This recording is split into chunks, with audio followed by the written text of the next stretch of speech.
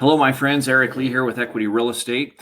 I'm the principal broker in Utah for Equity, and I had a request from one of our agents to talk about the notice of gift letter and how we can use that to protect ourselves. So first of all, I want to show you where to find that. Now, if you're not an equity agent, this won't make sense to you, this part, but we do provide all of our agents with a premium.loop account. So I'm working out of a test file right here, and if I'm working with a buyer, because that's when this form makes sense, then I'd go to Add Document, Templates, go down to Buying Forms, and if I just type gift here in the search bar, then I can find the notice of gift to clients, and there it is right there. So we pull this up, and first of all, I want to actually read through this first section. This is actually the law. Okay, so this is copied and pasted right out of the law so you can know exactly when this is required. So there's two parts of it. An inducement gift. Now, what is an inducement? That's where I would advertise and say, buy or sell with me, and I'll give you a $500 shopping spree, or I'll give you a big screen TV, or I'll give you a trip, or something like that. None of those things are illegal, so that it's permissible to do that, and it's not an illegal sharing of commission if the principal broker or affiliated licensee offering the inducement gift to a buyer or seller complies with the underwriting guidelines that apply to any loan in the transaction for which the inducement has been offered. So in other words, if the lender is aware of this, and not your loan officer, the underwriter, if the underwriter is aware of this, and it's okay. Like, so if I want to give cash back to a client, most underwriters are not okay with that. But if I want to give a TV, most of them don't care. So I can offer that as an inducement gift, and I can advertise. Now, let me be very clear that this does not cross over to say, refer somebody to me. Any referrals that I get in the next 2 months, I will give you this. You cannot do that because that's a solicitation for referrals, which falls under a different part of the rule, and that is against the law.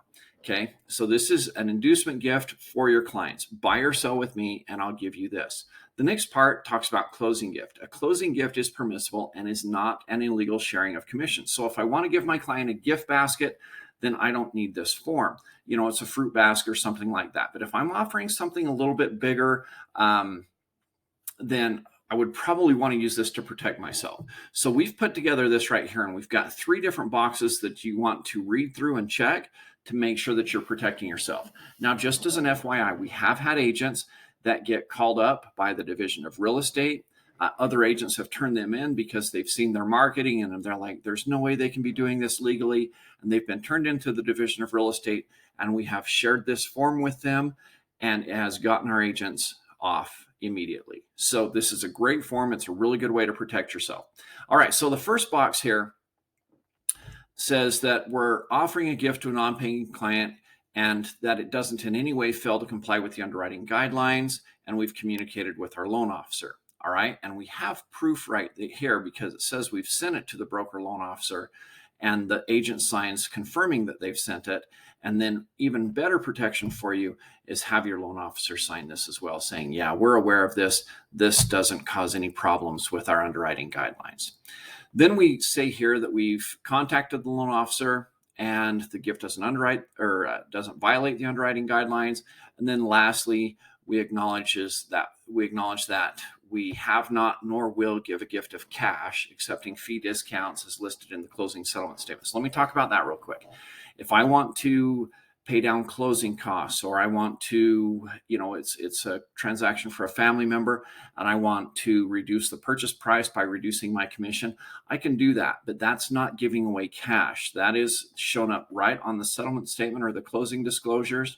The lender sees that right away, and there is no cash changing hands, and that works. Okay, so a cash gift could be construed as the illegal sharing of commissions. All right, and then you write down here what is the gift that you're giving, the property address, and then you get the signatures. And that's how you do it. It's a pretty easy form. It's a very simple form, and it's a great way to protect yourself, especially if you're going to be doing some aggressive marketing with some inducements that you plan on giving out. Thanks for joining me.